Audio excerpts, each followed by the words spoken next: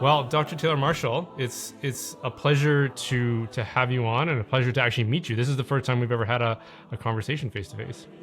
Yeah, I think we've interacted on X and social, but yeah, it's good to meet you as well, and looking Yeah. forward to our conversation. Yeah, sounds good. So I'm a bit reluctant to admit this, but I'm not as familiar with you as I feel like I should be. Everybody knows something about you, and I've certainly listened to your podcast from time to time.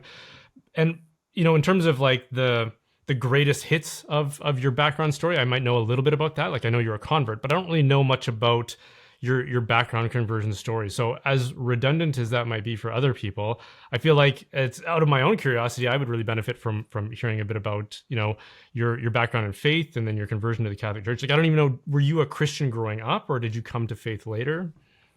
Yeah, I'd love to share that. I was not raised in a practicing Christian home.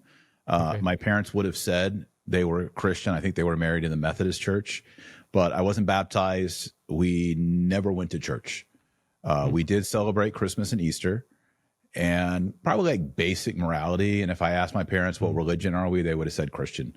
But my first exposure, I think, to going to church was I had a childhood friend, and he was Lutheran. And so when I spent the night at his house, we'd go to Lutheran church. And as a child, I found that terribly boring. And it's interesting, even back then, the Lutheran church, like the early service was in German and the later service was in English here in Texas. So I guess that shows how old I am. But he told me when I can't remember what age it was. He was like, well, you're going to hell. And I was like, well, why am I going to hell? And he's like, well, I'm going to heaven. You're going to hell. I was like, well, why is that? He's like, I'm baptized. He was baptized as an infant and you're not. I didn't know what baptism was as a kid. I couldn't have defined it for you. But as a kid, I was just sort of resolved. I was like, well, I guess I'm screwed. Like, I'm not going to make it. I don't know what baptism is or how to get it. And then several years later, my father got the autographs of the Texas Rangers. I was a big baseball fan. And my dad was in the meat business, and he made pizza toppings in the early 80s for this new movement of home delivery pizzas. And he was friends with Tom Monahan, who owned Domino's Pizza, and he used to supply pizza toppings for Tom Monahan. And Monahan owned the Detroit Tigers. So they were at a baseball game in Detroit, and I think Monahan gave my dad all the autographs of the Texas Rangers. My dad brought that home, and one of them, Daryl Porter, wrote under his signature Romans 10:9. And I found out somehow that was a Bible verse. And I was like, wow, he's trying to like send a secret message to me, like a code. This is so cool. I think I was probably 9 or 10 years old. I need to go back and look at the dates. But we had a King James Bible in the house, and I looked it up, and Romans 10:9 says, if you confess with your mouth Jesus is Lord and believe in your heart that God raised him from the dead, you will be saved. And as a kid, I thought, this is it. Like, there's this secret code. I don't need the baptism. I just I don't need the baptism. Here it is. All I have to do. And so that was my first. I think that's the first prayer I ever prayed. And I said out loud in my bedroom, "Jesus is Lord," because it said, "Say with your mouth." I'm like, I got to get this right. And I believe that God raised from the dead. Did I know what that meant at that time? I don't know if I did, but I think that was the first work of the Holy Spirit in my life as a young man. And shortly after that, over the years, I began to ask my parents, like, why don't we go to church? And, who is Jesus? And all these questions. So we started going to the Methodist church near our house. And I was baptized as an adolescent there and confirmed in the Methodist church. And then as I went through high school, I had Christian friends, and I went to a Christian camp. It was an evangelical, we use mega church now, but it was kind of mega churchy, Yeah. And they told us the Antichrist was coming. And they're going to take away all the Bible, so you have to memorize the Bible. You have to read the Bible. So I was like, well, that's pretty serious. So I remember I went home. I was a junior in high school, and I read the whole Bible cover to cover, Protestant Bible. And then the next year I read it 2 times, and I just loved Scripture. And I began to realize who is Christ and Moses and the Old Testament and these prophecies. It's also very confusing.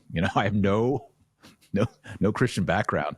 And I'm reading all these things, and it's set in my mind, looking back on it, because I would go to church with friends, who has the real version, right? So this is the Catholic quest, right? Who has the real, I knew like the Baptists and the Lutherans and the Methodists and the Catholics especially, they have different takes on all of these things. And you were aware of that already at that point. Absolutely. Yeah. Okay. Absolutely. Yeah. I would go like my girlfriend to the Assembly of God and they're like speaking in tongues and altar Mm, calls. And then you go to the mm, Lutheran church and it was all very different. And then I knew mm-hmm. like Baptist said, you don't baptize babies, but my Lutheran friend said, you do baptize babies. So I realized already this all can't be true and there needs to Right. be a real version. And I also kind of during this time, late high school, had this sense that maybe I should be a pastor, maybe I should be a minister, maybe this is what God wants me because I love Scripture. So I Mm, went to Texas A&M and I studied philosophy, where I was introduced to like Thomas Aquinas. I studied classics, Latin and Greek, and at that time is when I kind of started to learn about Aquinas and church fathers and realize there's more than just the Bible. So yeah. this is obviously the Catholic quest, and Do you kind of feel got in. fortunate to have been exposed? Because not everybody who goes into philosophy or theology, like especially in the seminaries, all the way up until fairly Right, recent, there seems to be a bit of a renaissance going on. But, you know, even back when where you and I would have been in university, like thinking of the clergy I know who were getting formed at that time, they did not touch St. Thomas Aquinas, and that's right. Catholic clergy, let alone like a secular kind of philosophy program. So, do you feel kind of fortunate to have been exposed to that stuff, or Very did you go blessed. seeking I it mean, out?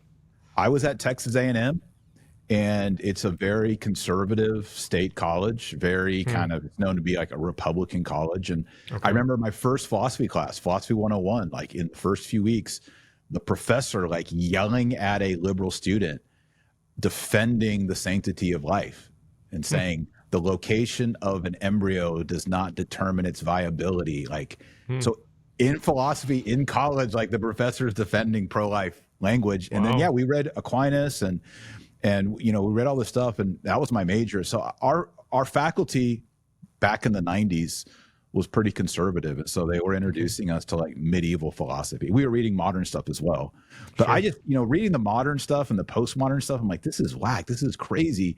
And Mm, then when I finally read, like, we read Anselm and we read Aquinas, I was like, man, these guys, they're kind of Catholic, they're Saint so mm, and so, but they're mhm, on point, they're on track. And I wanted something deeper, I wanted something systematic. I kind of fell into Calvinism at this time because they had a mm, systematic theology. mhm, And as I studied that and studied one of the church fathers, I realized in the early church you have bishops, presbyters, deacons, liturgy. yeah, And so I started gravitating towards that. But I think having my journey being Protestant and evangelical, I had a wall up to Catholicism. yeah, I wasn't ready for that. And I'll admit, like, I grew up in Fort Worth, Texas. At my high school, everyone was Protestant. There was one mm, redheaded girl named Rosemary. She was Catholic. And then all the Hispanics were Catholic. right, And they had like Our Lady of Guadalupe airbrushed on their lowrider. And like, I didn't know what that was. It was so right, foreign to me, you know. So I think being open to Catholicism at that time wasn't really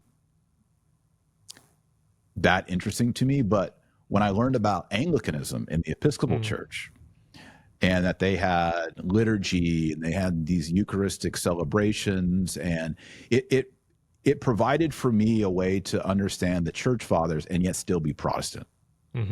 right, And so that's where I really settled into. And I eventually was ordained an Episcopal priest for the Diocese of Fort Worth, which was a conservative diocese. I mean, we okay, didn't have women's ordination.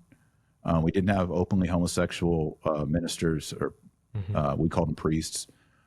And it was pretty Catholic. At that time, I started praying to the Virgin Mary, mm. um, started praying So the would you have Rosary. considered yourself like Anglo-Catholic? Yeah, I would Yeah. have considered myself Anglo-Catholic. One of the ways that you can support justice in society is through pro-family beliefs and by avoiding brands that oppose them, because a lot of companies promote causes that erode what you might call the pillars of healthy society. So as customers of some of these companies, we can always reject large soulless corporate monopolies and focus instead on supporting small and especially Catholic businesses who instead build society up. One company that I'm familiar with that does that is Recusant Cellars. They're an authentically Catholic winery, and right now They've let me know that they're having a sale in honor of Christ the King. So whether you enjoy a glass of wine yourself or you are looking for a classy way to spend time with family and friends, you should check them out. You can just go to recusantsellers.com. That's RECUSANT sellers.com. And you can use a promo code Christ the King for 20% off all their red wines now through October 26th. For my part, I'd say you won't regret buying from a small Catholic company.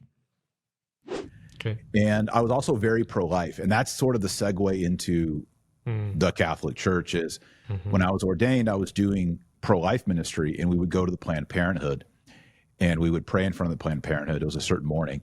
And there was like 8 or 10 of us Episcopalians, but there was like 30 Catholics. Okay. And I remember, and there was a priest there who was very kind to me.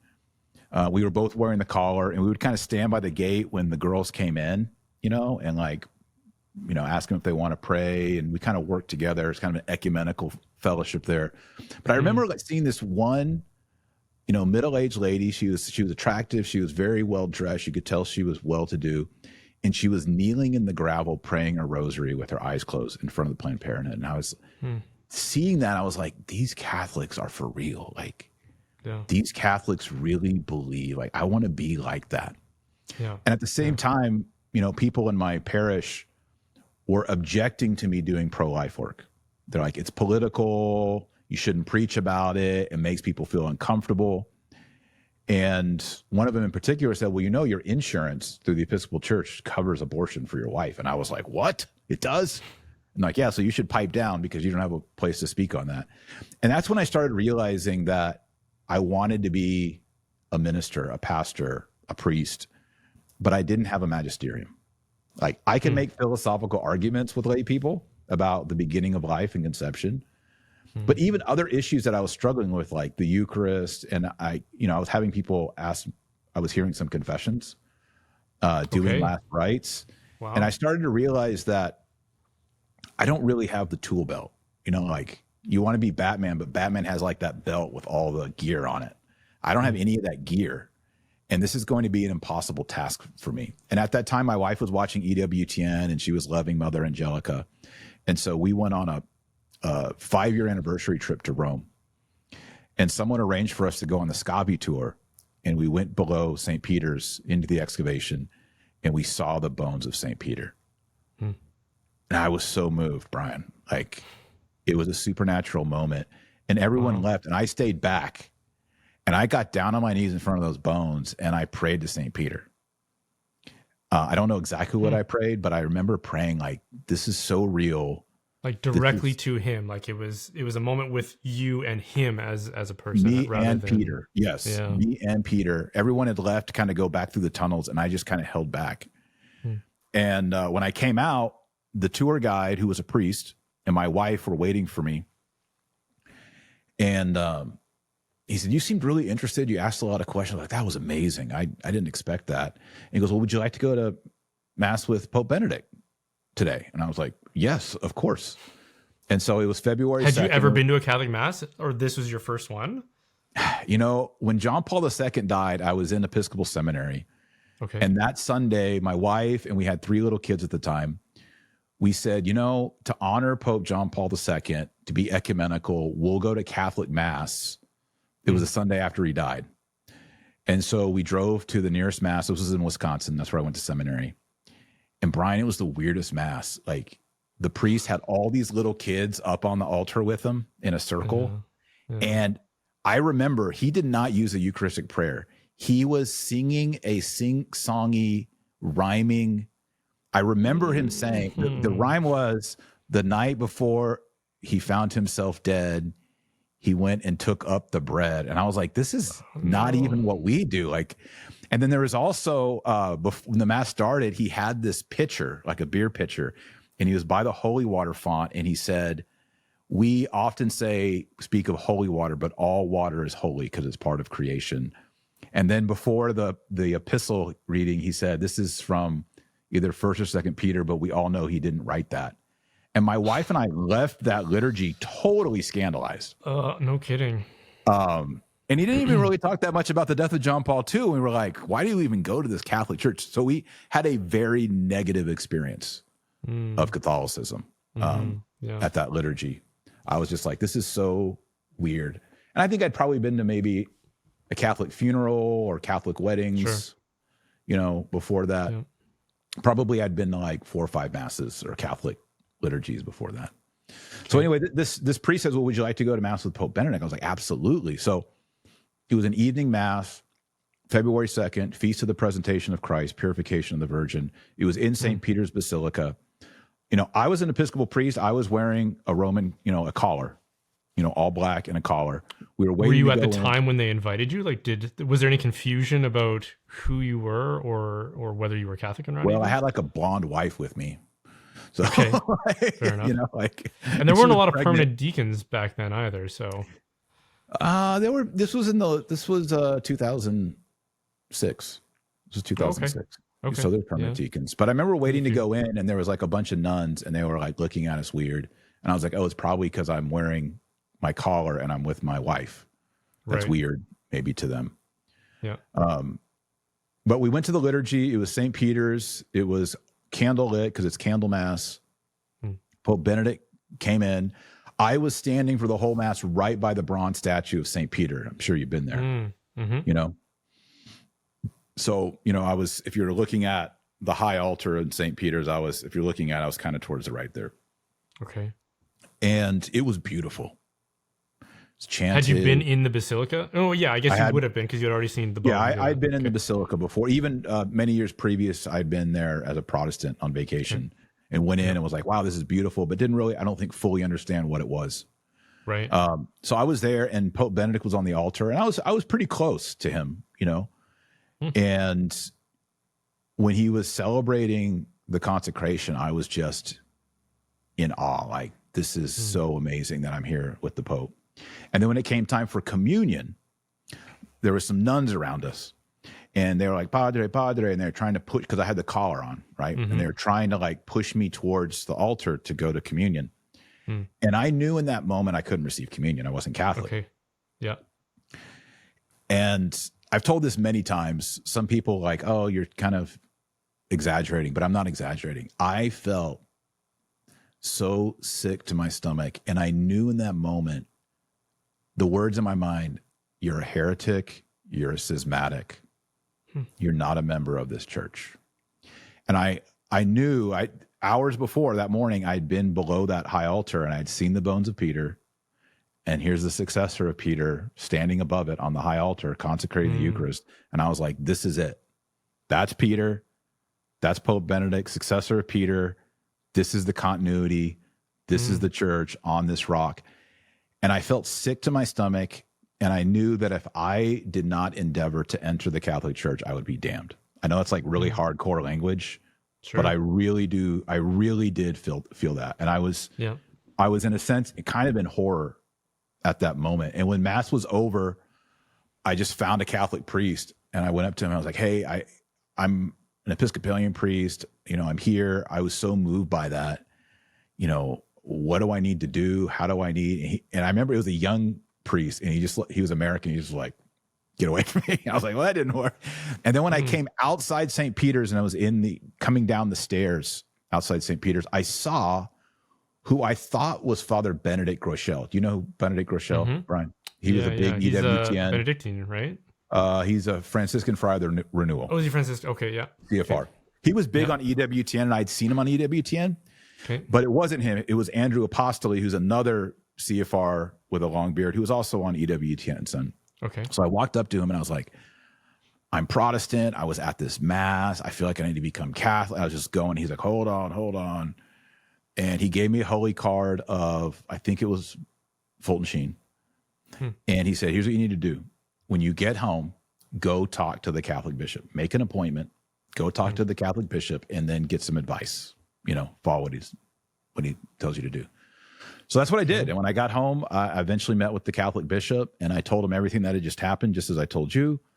And I said, this is the pearl of great price. Like, I want to do this. And he's like, well, maybe he was kind of being, maybe prudent. He's like, well, maybe continue what you're doing and pray about this. And I was like, no, I'm telling you, this is what I want to do. And he's like, okay, well, let's figure out a plan. So you had like So, no apprehension in terms of the practical implications of doing this in terms like your oh, I did. It professional was life and horrible. I mean, everything. Yeah, but my wife was pregnant with our fourth child. okay. I knew that I would lose my health insurance. I knew that I would lose my income. Yeah. I knew that I would lose my vocation. I had spent all these years training for this and being in this. Right. So yeah, I certainly knew, and it was absolutely horrific. But I also knew that this was the right thing to do. Like I needed to be a Catholic. I needed to be in the church. Because if you hear other guys like Scott Hahn and other converts who had some sort of pastoral position in the denominations they are in, they tell that story as if it's a very sort of tortured deliberation, right? Like, what are their friends and family going to think? And I don't want to lose my job. I've labored my whole life towards this vocation, and that's all going to get surrendered if I make this conversion. Obviously, you knew all that, but you didn't have any reservation. It sounds like. No, I mean, I wouldn't. I don't think I had reservation, but that was that was one of the most stressful years of my life. Okay. Absolutely. Yeah, it's to say, okay, starting such and such a date, there's no paycheck, there's no insurance. Like you're looking into the abyss, and this is the right move, but your wife is also pregnant. She's going to deliver this baby. Like what is going to happen? And so I had a friend who said, oh, you need to pray a novena to St. Jude. He's the patron of desperate cases. So I went to a Catholic bookstore and they had like a little booklet, Novena to St. Jude, and I bought it and I prayed it for 9 days. On the 9th day, I was offered a job at the Catholic Information Center in Washington, D.C. It's like 2 or 3 blocks north of the White House. It's sort of an outreach to the White House Catholic community there. Okay. And at the time, it was run by a priest named Father Bill Stetson, who did that job. And the reason I got connected to this is he was the one who was processing Episcopal priests to be married Catholic priests, which is still a thing. Okay. And so a friend of mine had reached out to him and connected us. He's like, hey, I know this Episcopal priest. He wants to become Catholic. So I spoke with him, and he basically, after we got to know each other and met, he liked me. He said, I'd like for you to come up and run the Catholic Information Center as assistant director, and also help me run the pastoral provision for Episcopal priests and consider becoming a married Catholic priest, which I did. I entered that process for a year. But after I prayed through it and I kind of absorbed Catholicism, I just discerned that I wasn't called to be a Catholic priest. I could still become one. The provision still applies to me, but praying through it and being in DC. And at that time, I met with Cardinal McCarrick. He was going to help me become a Catholic priest. This is kind of the whole origin story of who Taylor Marshall is. Okay. And Cardinal Wuerl, and was in that whole DC system, and just discern, this is not where God's calling me. This is not where I want to be. And so I just pivoted. I actually met Scott Hahn at this time, and we were talking, and he was like, I think you should go get a doctorate. And I'd already been accepted to a doctoral program. So I just pivoted, went and got my PhD, started writing books, and that's how I am. That's how I got. And you continued to work in DC at that. No, I was there for a year. Once I discerned that I'm not going to become a Catholic priest and pursue this, I was like, I'm going to move back to Texas and build something else. Okay. Interesting. So I actually vividly remember the first time I came across your content, and I don't remember exactly when this was. It was probably around the time when I was starting my own YouTube channel. And I had come across a video that you had done about, I think it was a Thomistic exposition of like Catholic teaching about hell, like the circles of hell, I think even. Yeah. And I remember thinking, oh, this is really good stuff. And he's like a good catechist, right? And so I subscribed to your channel at the time.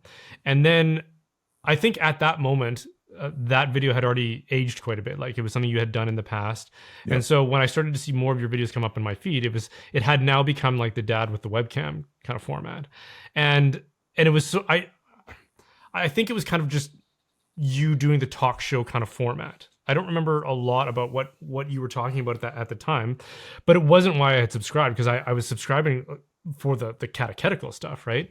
Right. And I was like, oh, okay, that's cool. And so I would watch a video every now and then. And then almost right after that, like the McCarrick thing happened, and you started addressing those kinds of topics, and you, like your podcast and your YouTube channel really kind of took off at that point in ways that it hadn't already, right?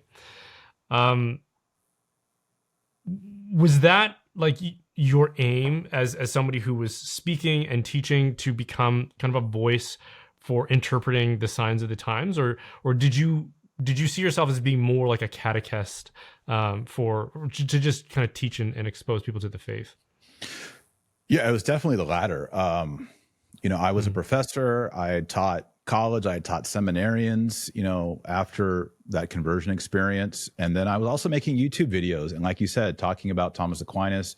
In 2013, 12 years ago, I founded the New St. Thomas Institute, which was just courses on Thomas Aquinas and courses on Augustine and courses on Catholic philosophy and sacraments and Eucharistic theology.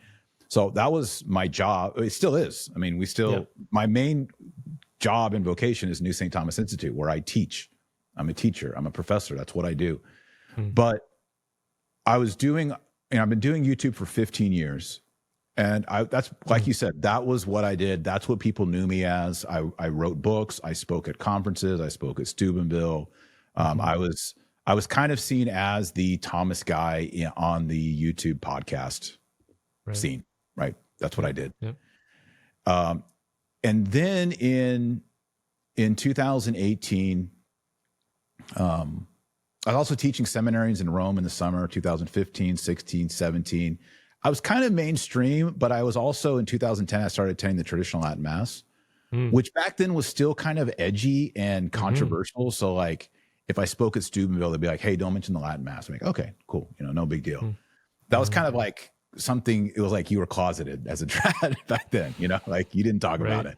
It was seen as like provocative. And honestly, I don't think, if you had watched me like 2010 to 2000, probably 18, 19, I don't think I really much ever talked about myself attending the Latin Mass. It was what we did. We were a member of the Fraternity of St. Peter Parish, very active there, kids baptized and confirmed there, but it wasn't really just periodical. You were fully participating in a fraternity community. Yeah, we joined a Fraternity of St. Peter Parish in 2010. Okay. Yeah. Yeah. So definitely like an early adopter prior to like the more recent. Yeah. I mean, I guess, yeah. I mean, it was still like not cool yet. I mean, it wasn't like really since like 2019, 2020 is like, there's this moment of like, it's so cool to go to TLM. And there's all this literature and books and video. I was making some of that stuff as well. Yeah. But yeah, I mean, I think we found it. It was great for our kids. We had friends there. We loved the liturgy. As a former Anglican priest, I kind of enjoy the aesthetic and the chant and the ad orientem and the high altars. So there was, we floated around for a few years, but once we found the traditional Latin Mass, we're like, this is it. Like, this is where we want to be. But, really when the McCarrick thing happened and I had been in DC and I was aware of some of it, not all of it, I started making podcasts about it. And also like a lot of people don't understand, like from 2013 to about 2017, I was also very much like a Pope Francis explainer. Like I would be like, well, if you read it in Spanish or give him a break. I mean, there's things that troubled me, but I was very much like, he's the Holy Father. We have to interpret everything in the best possible light and excuse everything. And we were so conditioned by the era of John Paul II and Benedict, being misinterpreted in the media. Like this was just the habit, right? You jump to his defense, you help explain it, and like the language barrier too, being something where if you're an English speaker to the English speaking world, you can help clarify this for people. So it's just that's what you did. And I think like younger people or people who are new, they don't realize the high we were coming off with Pope Benedict. Yeah, yeah. When we people need to understand that are new, like when we had Pope Benedict, like trads and charismatic Catholics hung out and like everything was very united. Like when you spoke at conferences, Eastern Catholic, charismatic Catholic, all these different things, like it felt very united. And again, like looking back on it now, I'm glad we're talking about this. I hadn't reflected on this. I didn't see, I knew like being trad was kind of like edgy or controversial, but you know, I don't even know back then if we would have been like, we're the trad Catholics. I don't think we would No. have Yeah. actually. You just think We of would have yourself said, as oh, Orthodox. I go to the fraternity mass. Oh, really? Do you speak Latin, or why do you like it? But it Right. wasn't an identity. It became sort of a much more of an identity around COVID. Yeah. Okay. Yeah. Yeah, I think 2020. Yeah, I think so. But yeah, when the summer of shame happened and the McCarrick stuff hit, I started speaking about that. Mm-hmm. And like you said, that's when like my channel exploded. Mm-hmm. And I think a lot of people in the space were afraid to address it. It was so controversial. Vigano's claims, his first epistle, his first statement, the claims he was making there were so strong. Yeah. And it was like lightning struck. And like you said, we were all conditioned to like, we defend the Holy Father, you know. And so me stepping out and saying, this looks suspicious, this makes, and honestly, I think the whole dad with the webcam thing is like, I don't think I was positioned like the Sede Vacantis or the hard rad trads for like the last several decades. It was more like, I'm a Catholic and this really concerns me. Mm-hmm. And what I didn't know at the time is there was like hundreds of thousands of people that were feeling and saying the same thing at that time. Right. And I think I just resonated in that moment. And a lot of the other Catholic media people sort of stayed out of it, and I went full in on it. Right. And so, you know, as I was kind of doing all that, I wrote the book Infiltration, because as a convert, I was like, well, how can there be like cardinals like McCarrick who molest kids and make it to the top? Yeah. How does that happen? Yeah.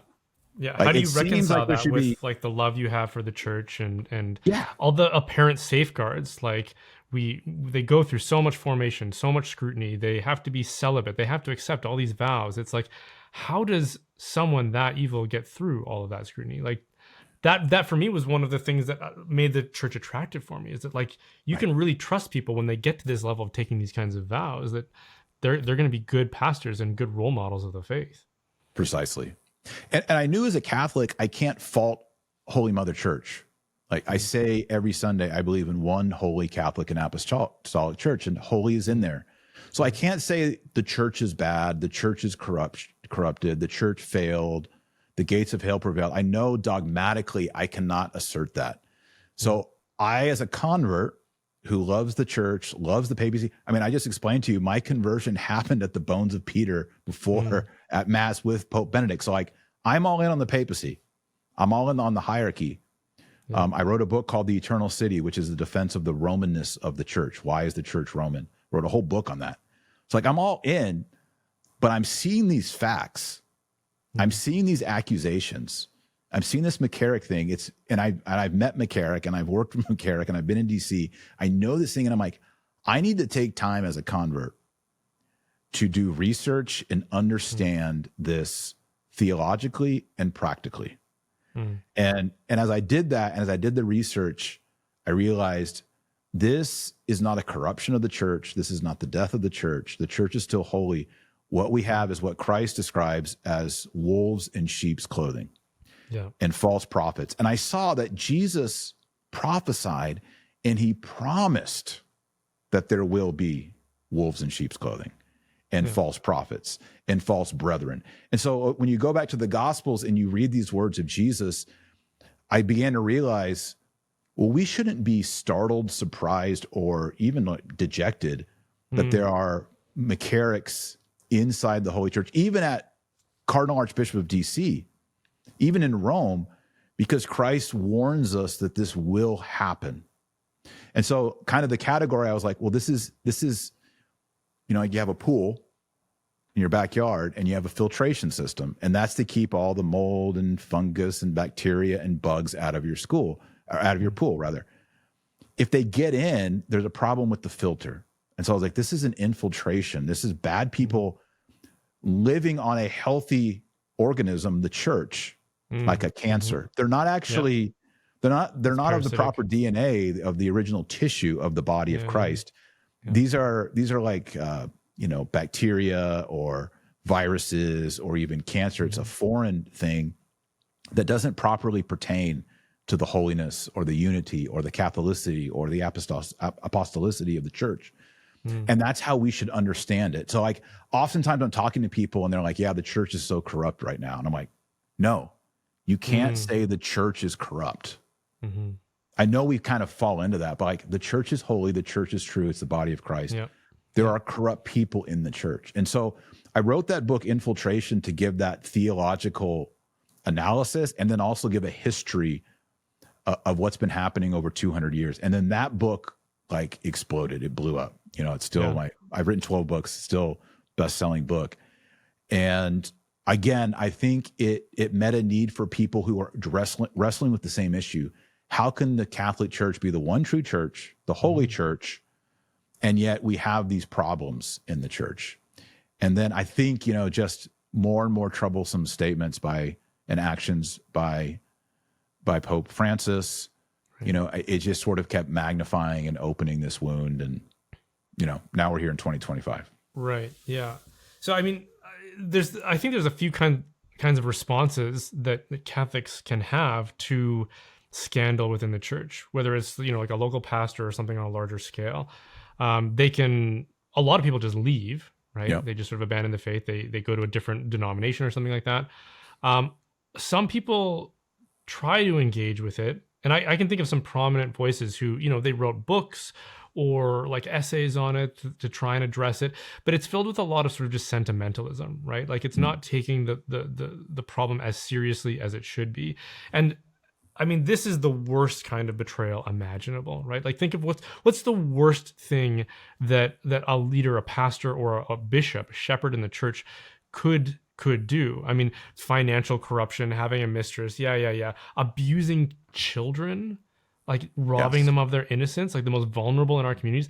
That's as bad as it possibly gets, right? And let me add there, part of the trauma for Catholics, especially American Catholics in this, is it wasn't a one-off. Like if you look at the history, and it's like from the 1970s, like it's decades. Yeah.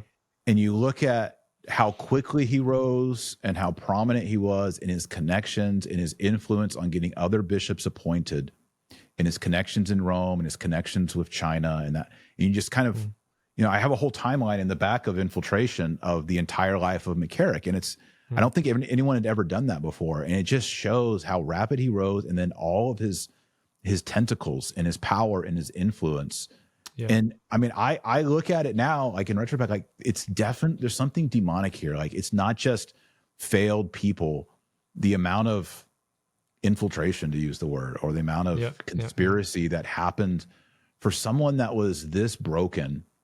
And also I would just say this evil, to be the Cardinal Archbishop of DC, dining with presidents, you know, interfacing with Rome for the American church for decades. It's so scandalous. And like you said, some people just leave the church. Some people use, you know, pietistic language, like, well, people in the Middle Ages didn't even know who the Pope was, so let's just keep our head down and keep going to Mass. Right. That's kind of true as well, but, you know, we don't live in the Middle Ages. We get papal statements on Twitter every single day. Right. And it's in our face. And we have, you know, I have loved ones who are Protestant who I would love to come into the Catholic Church, and I share my faith with them and invite them to Mass. And, you know, when there's a McCarrick or there's scandal in the church, it just makes it that much difficult for people to stay. Yeah. And then also for people to come in. And that hurts me. I don't want that. I want people to experience what I experienced in 2006, the bones of Peter, St. Benedict, the liturgy, the Mass, the consecration, like confidence in the church, not doubt. So, I mean, it's obviously a kind of an admirable thing to do, to say, like, I'm not gonna bury my head in the sand. I'm gonna look at the facts as they are, but I'm also going to do everything I can to reconcile that with what I understand to be the Holy Church, right? And I think that, I mean, you've proposed a solution to that. I mean, that's what your book was about. That's why you went into doing research about it, right? Rather than immediately having this reflexive defense of the church, right? Which is what, when that first wave of scandals happened, that's what a lot of apologists were doing. That's what I was doing in my personal circles, saying like, oh, well, it's a minority of clergy. This happens in schools. This happens on football teams. It happens all over the place. You can't hold us to a higher standard, blah, blah, blah, blah, blah, which isn't really true. You should be able to hold the church to a higher standard, right? I mean, if this is where grace prevails and grace perfects nature, I mean, we shouldn't be susceptible to some of the most evil crimes imaginable against children in our midst. And simultaneously, I also felt defensive, right? Because when the attacks were coming at the church, they weren't sympathetic towards Catholics. It's like we were all getting painted with the same brush, right? And if you were Catholic, if you were still part of that institution, then you're part of the problem too. When in fact, it's Catholics who were the victims of these crimes. It's not like McCarrick was going out to Protestant churches or to like swimming pools and abusing like other people's kids. It was our kids who were getting abused by this, right? And so we're the ones who were kind of getting victimized by both angles, but from the outside and from the inside. And yet, we still had to try and find a way to operate and to still remain Catholic, to hold on to that lifeline. So to try and reconcile that, I think that's a noble thing to do. But with that said, you've become like a controversial figure and a high profile figure. Is that something you were prepared for when you started talking about this? Did you anticipate that and say, I'm going to do it anyways? Whatever happens for the good of the church, I'm going to try and address these topics and share with people how I'm reconciling myself to the church in spite of what I'm seeing. Or did that catch you by surprise a bit? Totally caught me by surprise. Okay. When Infiltration came out, my detractors, and many to this day, will say Marshall's a sedevacantist, Marshall's schismatic. Schismatic, yeah. He's a bad guy. You hear it all the time. And I'm like, if you read Infiltration, it's a defense against sedevacantism. I have a whole section there explaining why you should not be sedevacantist, why you should not leave the church, why you should not become Eastern Orthodox. The whole point of the book is to defend the sanctity of the church, to defend the papacy, to defend staying in one holy Catholic and Apostolic Church, and not demeaning the church by taking away one of her attributes, or by leaving the church, or by redefining what the church is through, whether it's Protestantism, Orthodoxy, sedevacantism. So I was really surprised by that.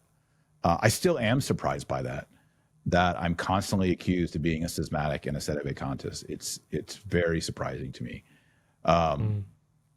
When Infiltration came out and it started getting really big and it was really popular, sadly, a lot of my friends and contacts in the Catholic world, like the Catholic speaking world, like either just told me like, I don't like you anymore, or you're not invited to the event anymore, or just ghosted me.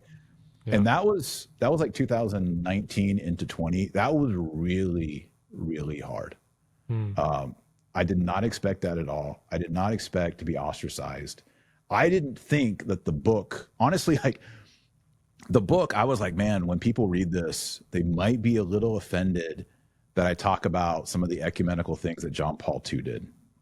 Like kissing the Quran or Assisi. I was like, man, that might push people over the edge. I'm a little worried about that. That's not what they focused on at all. And I was kind of shocked that I was painted as a conspiracy theorist and a schismatic. And as I look back on it now, I think what was happening in those years is people just did not have the bandwidth. They didn't have the emotional strength to take that big of an impact. Just like you described, like, this is our children. This is a cardinal, this is someone we all knew. He's a face of American Catholicism. And this is such a huge scandal. And I think for people who, I don't mean to say this in a critical way, but I think for people who maybe aren't well catechized, since the 70s, 80s, and 90s, for them, the lifeline of being a Catholic, like, you're a Catholic, what do you believe? Well, the Pope teaches us. The Pope is the rock. And that was a pretty reliable approach for a long time, right? I mean, someone may say like it's low information Catholicism or it's lazy Catholicism. I understand it. Like, not everyone's reading the Summa Theologiae of Aquinas and, reading the City of God by Augustine and reading the Old New Testament every year, and listening to Catholic podcasts. I understand that, but I think for a lot of people, to have the hierarchy, a cardinal, pope, Vatican, all of these accusations and confusions, it is a major impact to your personal life and to your faith. And I think especially when it has to do with the hierarchy, you're just like, well, that's just not true. Or if it is true, I just can't accept it.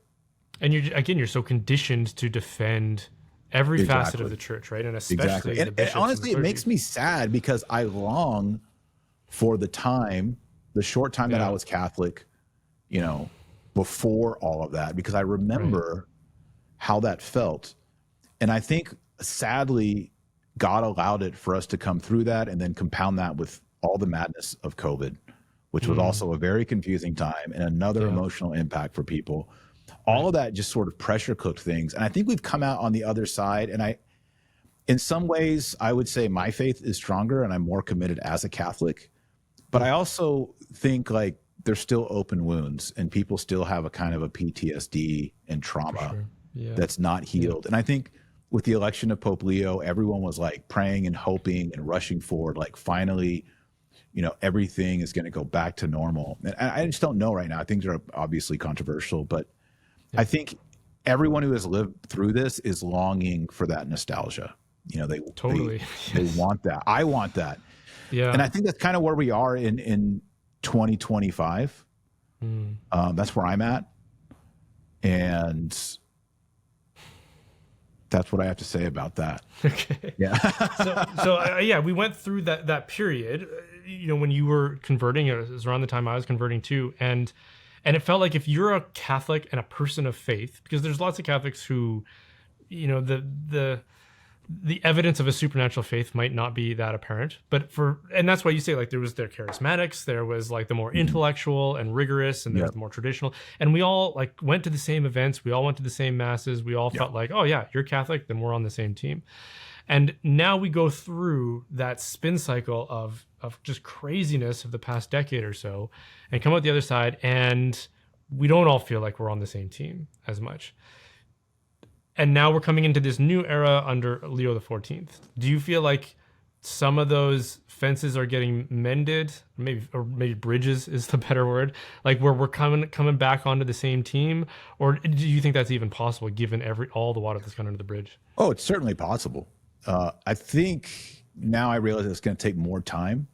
But during the conclave and into the election of Pope Leo XIV, I felt it again. Okay. Everyone was excited. Everyone was praying. Yeah. It felt like, oh, this is great. Like we're back. We are so back. And we saw there was so much pageantry. Like this is really like, I think with the first papal election and conclave where there was just so much social media coverage, Instagram and Twitter and Facebook and YouTube. And we really saw like the magnificence of electing a pope. And there was a lot of excitement. And then Pope Leo's first mass. But I kind of feel like there's a fatigue setting in. I know we're getting a little controversial here, but I feel like there's a fatigue setting in. And those segments, those groups, the distinctions are starting to form again. That's my sense. So you think some of those walls are erecting again? Yeah, I think, when people, because of social media, yet again, when they see a parade of the multi-letter, I don't know what languages I kind of use a coded language on my channel. But the alphabet. Yeah, the alphabet group, having their procession and having their masses. And then, James Martin puts out his statement and his tweet and his picture with the Pope. All of those things are like, that's obviously a group. That's a tribe, right? Yes. And the tribe had their day and they celebrated and they bragged and they boasted. And so then the tribe of the Latin Mass people are like, well, when do we get to have our Latin Mass thing, Sure. Yeah. And when do we get to go? When are we going to get reconciled? Yeah. Yeah. And so I think those sort of things, last week Pope Leo issued there's an interview on Crux. I say Crux, but Crux. And he said the Latin Mass is, he said 3 times, polarizing. I don't think it is, but given that there's now these like focus groups in the church, and I know synodality is supposed to bring us all together, but I think the synodality process kind of said like, here's all the kind of like in politics, you know, you like have the farmers and you have the ranchers and you got big pharma and you've got the miners and you have all these interest groups that are all coming to the table and saying, well, here's what America means to me. Right. And I actually I wonder, like, is synodality this idea? It's creating interest groups. And is that what we really want to do? Yeah, no. And I don't know. Not all the interest groups are at the table, right? Because and not all and then when an interest group gets their photo op and they get their mass and they get their pilgrimage and all that, then the other interest group feels like, well, we're neglected. And I think Pope Leo coming into this was like, yeah, everyone's interest group's going to be addressed. But I get the feeling that a lot of people aren't feeling that way. And you know, we just had that the recent thing with the senator and Cardinal Supich, and you know, it's like another kind of interest group, and who gets defended, and who's the favorite son at the table. So, yeah, I just have have this for being controversial. Pardon? Who gets a pass for being controversial? Right. Yeah. Right. Yeah. Like, it's crazy to me because the people who are fully bought into the notion of synodality, and there's a lot of us sitting back being like, I still don't even know what that word means, but in operation you can kind of get a sense from the people who are full into it, right? And they talk about listening and being patient and ecumenical and all these kinds of these concepts. And yet I bet, because I'm probably going to get some feedback from people who say that I shouldn't have Taylor Marshall on my channel, right? Yeah, and, certainly you will. And certainly you will. Almost certainly, those are going to be the kinds of people that are in those currents of synodality, right? So it strikes me as being very inauthentic in terms of their commitment to being open to talking to people. Like, I probably don't agree with you on all things considered, but you know, if you were to throw us into an event in 2009 or something like that, we'd be like, yeah, we're on the same team. There's those other details are high level and just kind of special interest, and yet, you know, you wouldn't be welcome at a lot of synodal tables. I probably wouldn't be welcome either. Yeah, it feels a lot more like selective tolerance, like Marcuse's kind of political philosophy, where it's sort of like, we're going to tolerate certain groups, like maybe more taboo groups and taboo ideas, but the more traditional factions, absolutely not. They are completely excluded from this conversation. I think, and so when that happens, the other groups that are symbolically or actually excluded, you know, that becomes polarizing. And then that gives the opportunity to say, oh, look at those people, they're angry, you know, that just proves. And so it just escalates all of this. And I my opinion, again, I'm a dad at a webcam. My opinion is the Pope should be more reclusive, a silent but stronger leader. And we shouldn't be sort of signaling these things, you know, like everyone should come to the Pope equally. And there should not be a lot of this event or interest group appeals to interest groups. And that's, you know, I think that's one of the beauties of Catholicism, and particularly when Latin was mostly the liturgical language of the church. It wasn't like, well, we got the Spanish and the Vietnamese and this, because that then turns into we have the alphabet soup mass, and then, you know, we have the Aztec mass, and we have the Navajo, and we have the Mayan rite, and it starts to break things apart. And once you do that, can you really satisfy everyone? It seems like whether you're Polish or French or Portuguese or from Ghana, we all come to the altar and it's the same. Right. There's the status. Yeah, I mean, where's the universality of the church? And when you come to the Pope, you come to the Pope. And I don't know. I worry that what we're moving towards is going to escalate. It's going to accelerate. Yeah. And so the kind of reprieve, or do you even sense that there is a reprieve right now, or do you think it's just sort of superficial or temporary? I think we had a little reprieve, just the celebration of a new Pope, an election, and then a conclave and a new Pope. I think so. But I think I just sense, we're like, what, 120 days into this? I feel that that's chilling. Okay. It's, if things are cooling down is my perspective on it. Leo, for like whatever else you could say about him or maybe speculate about him, he does seem like a conciliatory person. He does seem like he's somebody who wants to please everybody and bring everybody to the table. So, I mean, under a regime like that, and I've known bishops like that too, right? Especially here in Canada, a lot of bishops are like that. It seems to me that there's quite a few in the States as well. Like they just don't want to wade into controversy. They don't want to take a firm stand on anything. Are there positives within a regime like that where we can push forward with, raising our families, building up good Orthodox communities and schools and institutions even? Or do you think that that's not good enough and there's still going to have to be pushback from more traditional wings? I mean, I think depending on the time and where we are in history, I think both. I think those people who are on the more traditional wing since the election of Pope Leo were moving and pushing into the former. Hey, let's get our seat at the table, right? Let's join in the synodality. Let's let's be kind. Let's be filially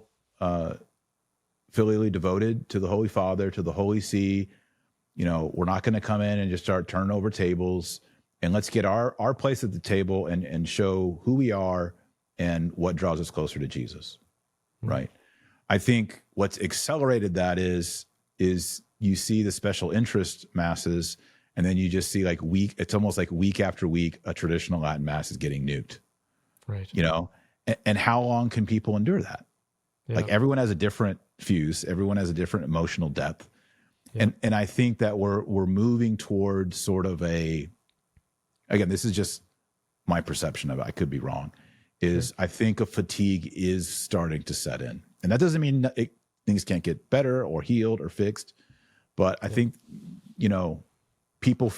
kids feel like some other kids got more candy than they got right now. Yeah, and they're talking and that's about fair. it. Yeah. Do you think that fatigue applies to maybe kind of the combativeness? And so you're a voice who has taken a stand in the past, and even an oppositional voice, right? And simultaneously, like when the fever pitch of conflict under Francis was at its highest, I mean, you might say things or react in like instinctive ways or impulsive ways that you might not during sort of peacetime, right? Like there's certain things that you're willing to tolerate. Going from where we've been and what your role has been in that to where we are now, are you feeling some of that fatigue where you're just like, I don't want to be in a combative position anymore? Or are you kind of like, you know what, if things happen again that need to be addressed, I'm ready and willing? Yeah, it's a difficult question for me. There's a part of me that just wants to go to the farm and take care of the cattle and raise calves and look at the trees and fish in the lake. I'm kind of feel done, But then there's the other part of me, and my wife and I were talking about this morning. It's like, well, 20, 30 more years, to be a voice that is prominent and misunderstood and criticized, but hopefully, I also hear from a lot of people like, thank you so much. Like I was able to keep my faith during COVID because of all that crazy stuff. And you said this in that one video. It's like, well, there's that too. Honestly, I usually have an answer for things. I don't have an answer for that one, Brian. No, I don't know. Interesting. It's hard, It's super hard. And I don't like, as a Catholic, I don't like the idea of, especially as a layman, right? I don't like the idea of people treating me or my voice as a magisterium. I really don't like that. That's why when I see it on X, Taylor Marshall said, I'm like, I'm not the Pope. Sure. And when I say things, I say like, this is me just speaking as a dad or as a man.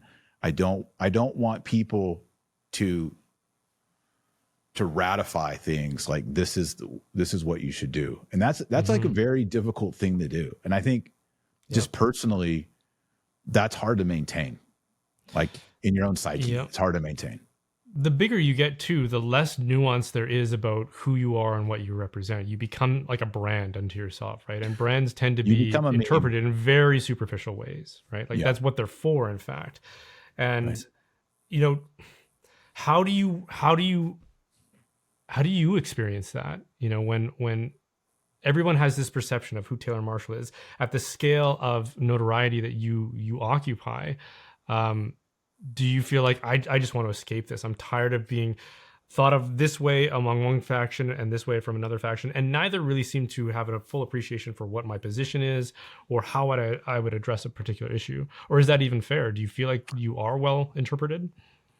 I think, I mean, I have a large presence and I feel very loved and encouraged by my audience. Yeah. Like the idea of escaping, I have no issue of escaping. Okay. And honestly, like I have a pretty thick skin, and I was called horrible things for a long time, and it bothers me if it's someone I know, but Yeah. just the noise on the internet, I have a very thick skin. It doesn't, you can, you know, if I get off of here and I look on X and there's 1,000 people saying, man, Marshall's such a schismatic and he's going to Right. hell, probably not going to affect me at all. I have zero. Yeah. To me, it's more of the, like you said, when there's a brand, when you're a meme, threading the needle. Yes. And because it's actually here it is. 5 years ago, 10 years ago, I just spoke freely, right? Now there is this sort of gauge or this pressure release where it's like, my enemies will say this, or they will clip this. Yeah. If I put it this way, that right there is like, kind of like, man, this is so lame. I hate that part of it. It's sort of like you have to play a defensive game because your enemy is always looking for that one thing that you said in that way, and they don't take the next paragraph. So I would say, like, speaking the truth, doing analysis, doing church fathers, doing Thomism, even doing current events, things going on in the church. You know, the things going on in the church is honestly not what I started out doing. That was like an accident. That was totally an accident. I never planned that. But yeah, I think it's more of a, I don't know, it's like ankle biters or just like noise. But at the end of the day, like, I get so much great feedback and kindness from people and support and encouragement that at the end of the day, it doesn't really bother me too much. Yeah, no, that's good. I can definitely relate to the anonymous mob kind of piling on, right? And then somebody kind of joining in. Like I've seen that several times. Like people that have my phone number and you see their name show up in the comments and they're piling on too. And I'm just thinking, like, yes, if you've got something to say, pick up the phone, right? Like that is just so injurious. That's the stuff that has often like really upset me in the past when I see that kind of thing. Yeah. I wanted to ask you, like, do you feel the weight of responsibility of being like an influencer in the church? Because this is such a novel thing, right? I mean, there's always been voices and teachers and doctors in the church, and of course in the ranks of the clergy. But for lay people to have such a prominent platform, like for me, there are moments where I really feel the weight of that and the responsibility of that, and it could be paralyzing because you think, like, what if I say something wrong, right? Especially when not all the details are out in the open yet. Like there's some developing story or something like that. How do you navigate that? Like, do you find yourself apprehensive at times, or is there a certain kind of insight or wisdom that gives you confidence in moving forward? I absolutely feel that. And I've kind of taken the like a personal conviction, like, I don't ever want to or need to be the guy who breaks the story. So when the big thing happens, if people who watch my channel, I usually take 24 to 48 hours. I don't want to be the first one with the cutting edge take on it. Yeah. I think that is just something I've chosen to do from like a prudential point of view. Like, don't chase the click of the latest thing that just came out. Instead, my goal is to prepare a somber analysis. Mm-hmm. And if it's later on, that's fine. But yeah, there's several times when I'm preparing something, and often I talk with my wife about what I'm going to talk about. She watches all my shows, so she's like my critique and my coach, and she gives me lots of good feedback. And sometimes I'm just there like, well, I can never say that. I can never say that. I just know, like, I can never say that. Yeah.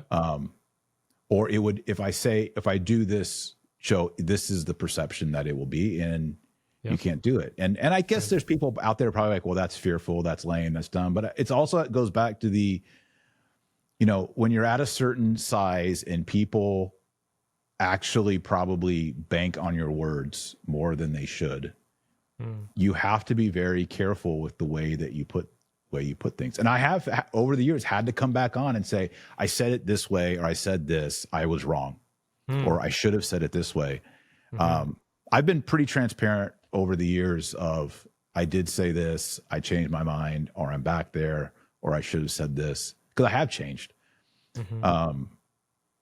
But when people say like, well, I don't agree with everything you said, I'm like, neither do I. I can relate to that I had to too. go back and revise. And yeah, I realize that this is going to sound a little bit maybe modernist for people, but the conscience is important, and you don't want to burden people's consciences. Right. As a layperson, especially. Yeah, the Lord talks about that with the Pharisees, I mean, right? Like, I am not going to come out there and say, whatever it is. And people will say, well, Taylor Marshall said that our family should do that. Like, I should never, ever cross that line. Right.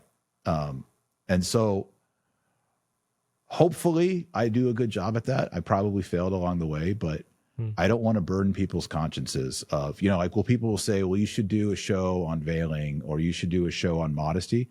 Probably won't ever do that. Maybe I do the veiling one with my wife, but like, those are kind of vanilla things.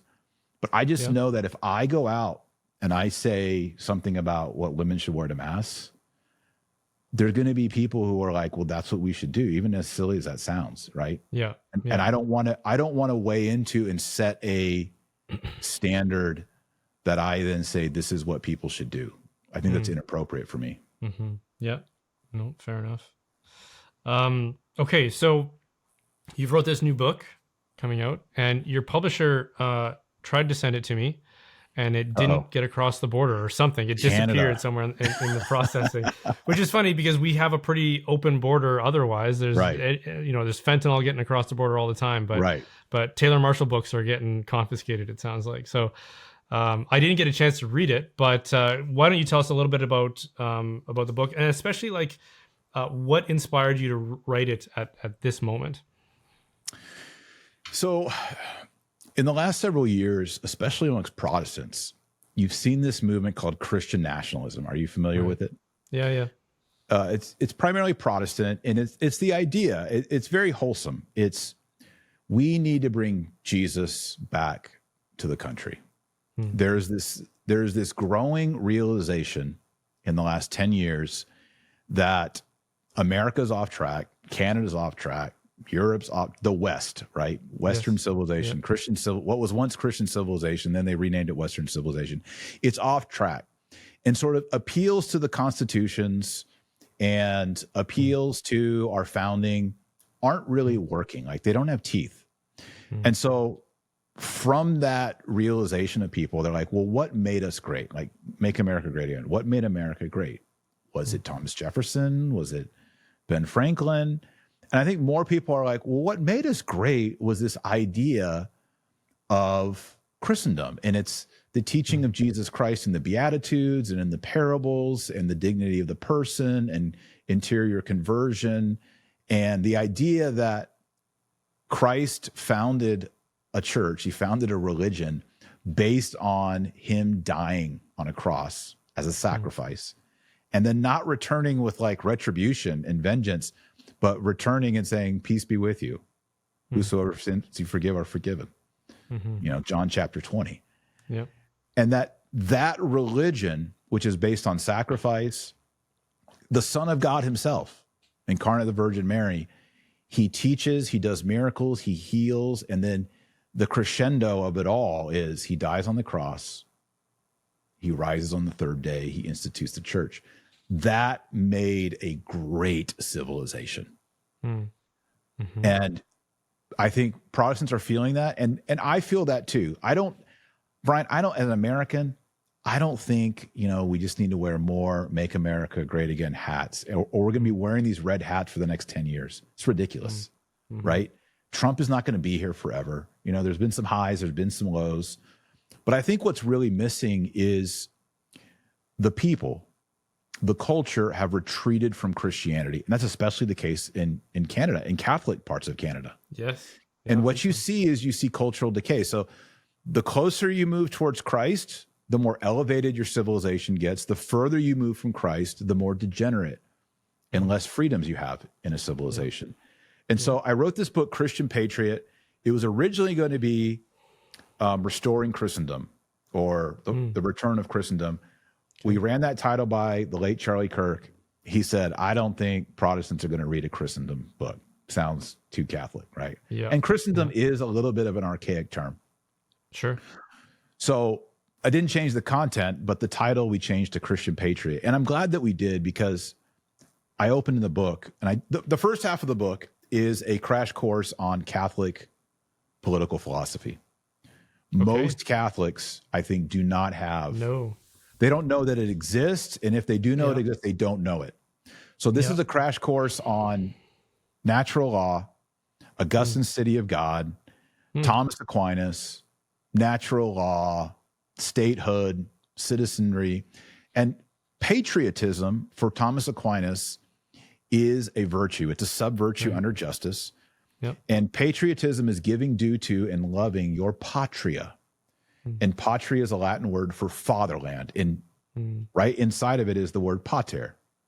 Patria is fatherland, pater is father. And so Thomas Aquinas says, honor your father and mother, honor your parents. That includes honoring your father, his faith, his land, his customs, his culture. And of course, you can just keep elevating it all the way to God the Father and the relationship between the Son and the Father and their love, which is the Holy Spirit. So it's a Trinitarian, it's cosmic, it's based in creation, it relates to the family, it relates to fatherhood, of course, the spiritual fatherhood, which is the papacy and the priesthood. So there's just so many dimensions to this. There's so many layers to the onion on this. And it's really beautiful the way Thomas Aquinas handled it. So I was like, well, we need to talk about not Christian nationalism, because nationalism is based on the Latin word natus, being born. It's kind of passive, right? Like, you're Canadian. Why? I was born in Canada. Sure. There's not a lot of like virtue ethics built into that. Right. But if you say I'm a Christian, I'm a Canadian patriot, or I'm an American patriot, what are you saying? I have devotion and love for my fatherland. And fatherland carries a lot with it. It carries the faith, it carries tradition, it carries family. So the book is called Christian Patriot, and it's based on this idea that we need to get back to loving the patria, the fatherland, as it's rooted in God the Father. And just, this is my first book, this is my 12th book that I've written that's not explicitly Catholic, right? So this is to a wider audience. I want MAGA people, I want conservatives, I want atheists to read it. But it shows that our political philosophy, especially as American, and this is not just particularly an American book, it's for all nations, but you can't just go back to 1776 and be like, wow, they figured everything out. Yeah. They were breathing on the fumes of Christendom. They were breathing on a tradition that was over 1,000 years old. It was assumed, and they probably presupposed a lot of it, but they were coming off of a tradition that was glorious. And also almost seeking a new tradition at the same time, right? Like Exactly. There's a lot of other political currents in there. Exactly. So in the book, I say, there's good, bad, and ugly in the founding of modern states. Yeah. The good almost always comes from Catholicism. It comes from the Christian tradition. And so the first half of the book is sort of explaining what I call it Christian political philosophy, but it's Catholic. It's Thomism. Okay. It's Pope Leo the 13th, Rerum Novarum. I mean, it's, do you get into like more the magisterial social teaching? I do. I'm careful about it, but I do. Yeah. I cite Augustine. I cite Leo the 13th. I cite, some popes. I cite, of course, Thomas Aquinas. And I kind of hope like Protestants reading this, they're like, oh, I thought that was from John Adams, the founding father. It's like, oh no, that's actually from Plato and Augustine comments on it, Yeah. And I think they'll read this and they'll realize that we actually have a 2,000-year-old philosophy, theology to politics, and that the separation of church and state is abhorrent to Christianity. It was invented by Thomas Jefferson. He consorted or raped his slaves. He was a very immoral man. He wrote the Jeffersonian New Testament, in which he removed every miracle, the resurrection, all claims to the divinity of Jesus Christ. I mean, he was a radical leftist, and he was opposed to Trinitarian traditional Christianity. Whether you're a Protestant or a Catholic, he rejected Trinitarian, resurrection, all those things. So let's kind of surgically remove that. And then the rest of the book is 12 strategies to create one nation under God. And so these are 12 things that everyone watching can implement. They go all the way up to the level of policy in laws in a nation, but they also have practical implications for every person. And so those 12 strategies include things like, the very first one is Christ in the soul. And I give hopefully a very beautiful account of Catholic soteriology, though I don't call it that being a Christian is not just believing in Jesus, once saved, always saved, but there's actually this beautiful interface between Christ in the soul and the process and the adventure of sanctification. And sanctifying your own person, your own soul, leads to an overflow of sanctification of society. And so it's really me kind of teaching faith and works, but in a careful way that shows that this, we pray thy will be done on earth as it is in heaven. That's actually what we're praying for, and we should be trying to fulfill it through our actions. Our faith must have works. Our faith must have actions. But that faith has to be authentic. If we just legislate a bunch of religious laws or conservative laws, it's hollow, right? It's not going to work. No. So the people actually have to have a true faith, a true Christian faith. And then from there, I go on like another strategy. I think the second one is take up space. The secular left, they have a whole month. They have parades. They're reading in the public library. They're reading at your public school. Why are they doing all that? Why are Muslims going down in the intersections and doing their prayers and also having processions? Why are Hindus building giant neighborhoods with giant idols of monkey gods? Right. You do that to take up space because you're communicating we are winning the culture war. We are doing a parade down Main Street with our flags because we are the victors. It's a victory. That's what that parade. means. Yeah. And we Catholics, we used to be the champions of that. Eucharistic processions, Marian processions, St. Anthony parades, festivals. You go to like Poland or Italy or France, you see the Blessed Mother on every street corner, crosses, the 10 Commandments in the courthouse. We were the victors. We were carrying our standards in the public. And so we have to go back to the idea that we are publicly Christian. And that can be putting a Virgin Mary statue in front of your house, a crucifix in every room, but also it goes to the public level as well, where we're saying, no, we are Christians and we will manifest our faith in the public. Because if we don't, the Muslims will, the Hindus will, everybody's going to do it. And so we have to get back to that teaching. Another strategy is define marriage. The only definition of marriage is the one God gave, and it was elevated by Jesus Christ as a sacrament. That's the end of the story.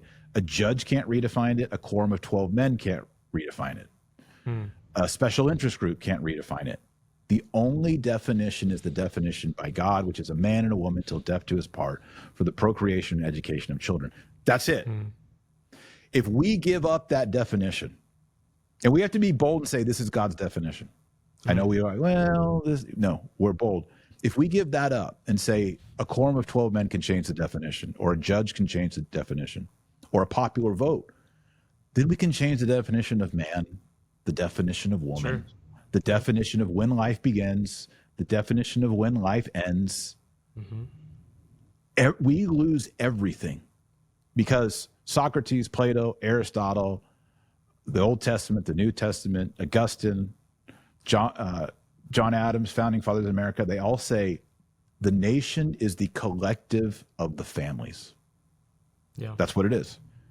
A nation, a kingdom, whatever you call your state, it is the collection of families. And what constitutes a family? matrimony. Right. So if we redefine matrimony, we redefine the family, and we necessarily redefine the state and the culture. So that's Something probably that one of drives the me most crazy. important things we stand on. One of the things that drives me crazy about, let's say, conservatism broadly speaking, but especially like religious interest groups like Catholics, is that if there's something on the chopping block that's been a part of our heritage and a part of the political landscape for a long time, we'll mount a resistance to whoever's trying to change it. And let's talk about marriage in this case, right? So back, I don't know what it was, like 2004, 2005, something like that, when it got changed here in Canada. And there was some resistance to that. It wasn't full throttle the way that you would want it to be, like it has been in the States when you guys have had to fight that. But there was something here. And then as soon as we lost that fight, well, that was it. We just retreated back to our hobbit holes and never addressed it again. And it's like that instinct within conservatism needs to be eradicated. We need to be willing to continue fighting, because that sort of tenacity on the left is how they win their fights. They bring something like same-sex marriage to a legislative vote. They lose it. They regroup. They bring it back 5 years later. They lose. They bring it back 5 years later. They almost win, and they just keep pressing and pressing and pressing. And we never try to move the ball back in the other direction. We're always just like, okay, fine, this far and no further. Okay, fine, this far and no further. Like, why don't we actually push back and continue the fight? That's right. And so that's another strategy, is we must fight. We never give up. We never change on the definition of marriage.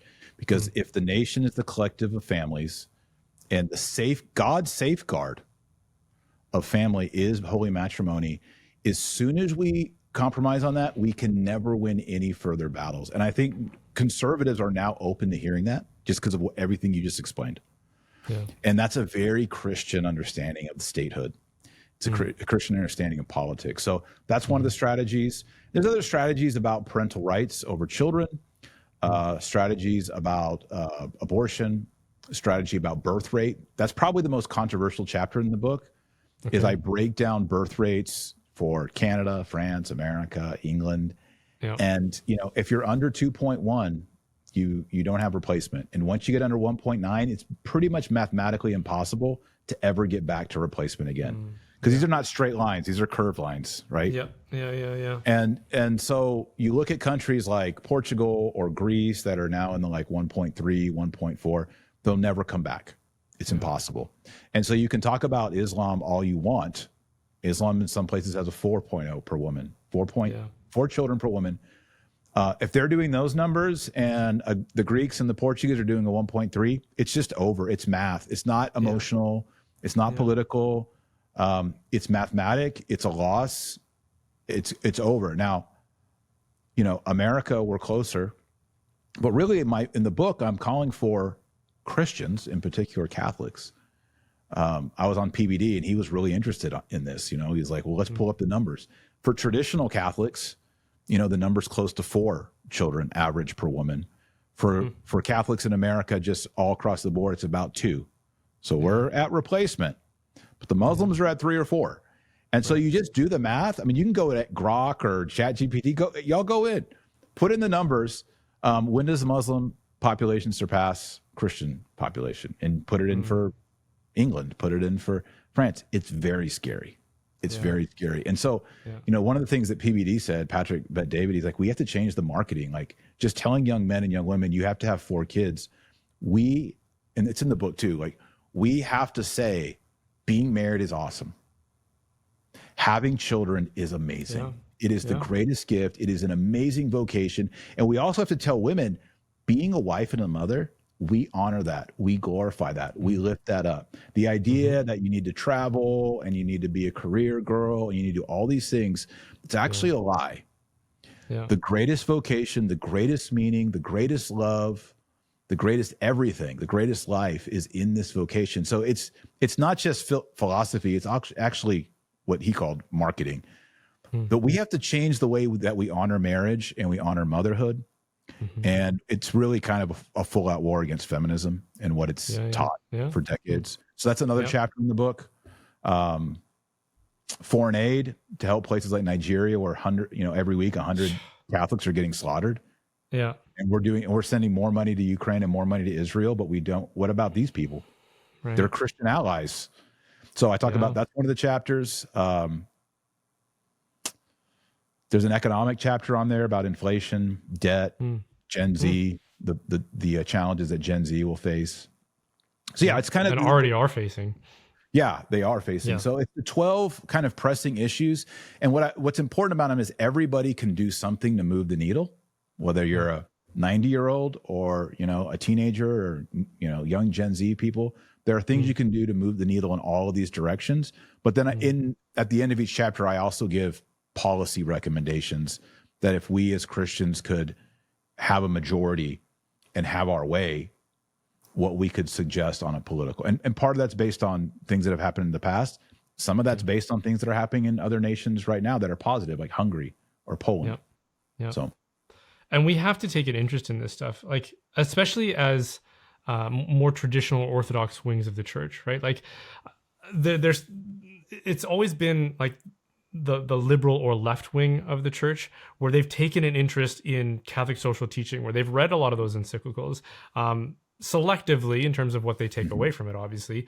But they're taking an interest in especially local politics, and more conservative or traditional Catholics, or Christians for that matter, tend to focus more on piety, and right. That's well and good, but we need to have the full spectrum of the faith, right?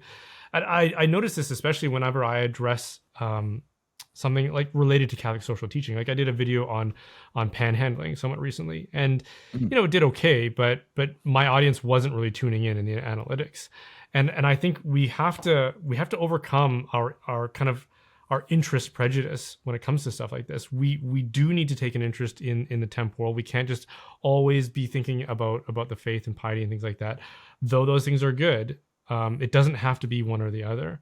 So I'm glad to hear that you're thinking about it and writing about it, and I guess I encourage everybody to go take a look, pick up the book. It's Christian Patriot. Is that right? It's called Christian Patriot: 12 Ways to Create One Nation Under God, and it's an intro to, like I said earlier, it's an intro to Christian, particularly Catholic political philosophy. If you're like, man, I just want to learn what the Catholic Church teaches about family, the state, politics, patriotism, what does it mean to be a citizen, all those things, that's the first half of the book. And then the second half of the book is practical application. Here's 12 things that we can do to, and I say in the book, the goal is to restore all things in Christ. In AD 313, Christians were in the catacombs. They were persecuted. The bishops were being killed. The priests were being killed. You could not publicly celebrate Christianity. By 381, 382, you had a Christian emperor with Christian laws on the books for the entire Roman Empire. That's 70 years. Yeah. From zero representation, total persecution, to Roman emperor that's Catholic, Christian laws being promulgated for the entire Roman Empire. 70 years. Yeah, that's wild. We already have way more momentum than they did in the catacombs. So miracles happen. The power of Christ is strong. When the Christians unite, when they create influence, and they stand up for their faith, which includes martyrdom, and that might be part of the recipe here. We can, within 70 years, we could completely transform a culture and a nation. And that was the Roman Empire. That's a big one. Yes. Yeah. No, I love that reference, because as hopeless as it can seem, I mean, God can do all things, right? So yeah, if we devote ourselves to holiness and prayer and to the practical application of our faith, amazing things can happen. So great. Well, thanks, Dr. Taylor Marshall. It was great to meet you and to talk about these things. And it'd be awesome if we can sit down again sometime. That'd be great. Yeah, I've admired your videos. I've watched a lot of them, and keep up the great work. Salute to your audience, and thank you so much for having me on, and also to talk about the book. Awesome. Yeah, my pleasure. Okay, thanks for watching that. I hope that was a blessing to you, that it encouraged you and edified you in your journey with the Lord. And if it did, and if you want to support the work that we're doing as a result, which thank you so much for considering that, because we really do need your help to make this viable. Then there's a few ways you can do that. You can go to brianholdsworth.ca/help, which is obviously my website. And there's some options there. One is to just contribute through my website. The other would be to join us over on Locals, where you can interact with me and other like-minded people. You can gain access to exclusive content, where we're doing live streams and I'm uploading videos and things like that. But we're also doing a secret philosophy study with a secret philosopher academic who's joining us once a month to take us through difficult texts that we want to read on our own, but we need some clarification and some guidance on that. So right now we're working through some works by St. Thomas Aquinas with him, and he's a Thomistic philosopher. So if that's interesting to you, join me on brianholdsworth.locals.com. And again, you can check out my website at brianholdsworth.ca/help.